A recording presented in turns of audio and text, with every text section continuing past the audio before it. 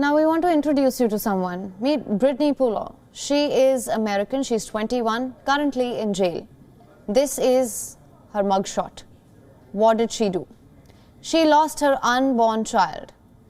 Poulos had a miscarriage. She was 15 to 17 weeks pregnant. Instead of helping her battle the grief, the United States convicted her of first-degree manslaughter, sentenced her to 4 years in prison, put her behind bars. For your information, manslaughter means murder. The United States has convicted a mother of murdering her unborn child. Apparently, the United States thinks mothers are capable of such cruelty. It has already put Poulos behind bars, and now the superpower is coming after more mothers. Reports say between 1971 and 2020, America has punished at least 1,600 women for losing their pregnancies. Women were punished for falling down. Women were punished for giving birth at home. Women were also punished for losing an unborn child after consuming drugs. Here's a thought though. Why not educate Americans on drugs instead? Wouldn't that be more helpful? Sure it will, but cracking down on devastated mothers is an easier option clearly. At least 38 American states have something called fetal assault laws. They are meant to protect pregnant women, punish those who abuse pregnant women, but many a times these laws are also used to punish the pregnant women, punish mothers who lose their babies. In California, 2 women were jailed for allegedly killing their stillborn babies. Both women had tested positive for drugs. So the fetal assault laws were used to punish them. Critics say American laws on fetal abuse are ambiguous. Conservative prosecutors often use these laws to whip women whose behaviors do not align with the convention. Poulos, too, had admitted to taking drugs, so America cracked down on her.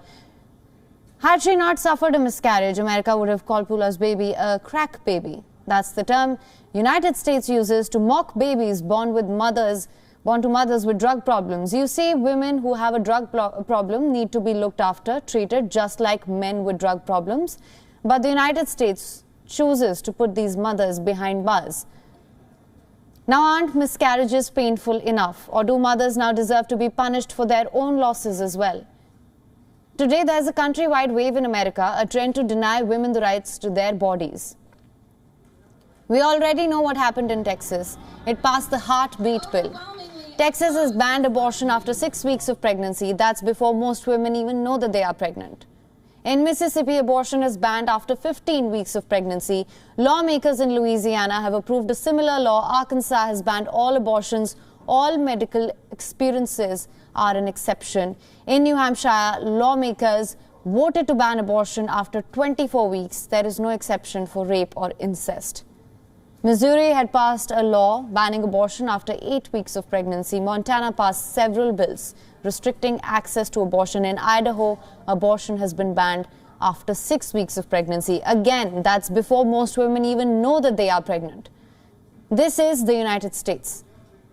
It likes lecturing the world on human rights, pointing fingers at other countries, crying human rights abuse, and slapping sanctions. Here's another thought. Why doesn't Washington look inwards this time, acknowledge the mass human rights abuses happening on its own land?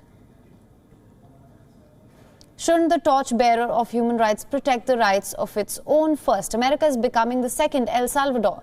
In El Salvador, abortion laws are among the strictest in the world. Abortion is banned. Doctors are required to report women who they suspect have had abortions.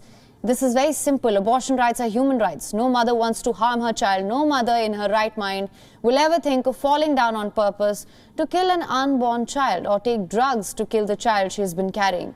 Mothers aren't capable of such cruelty.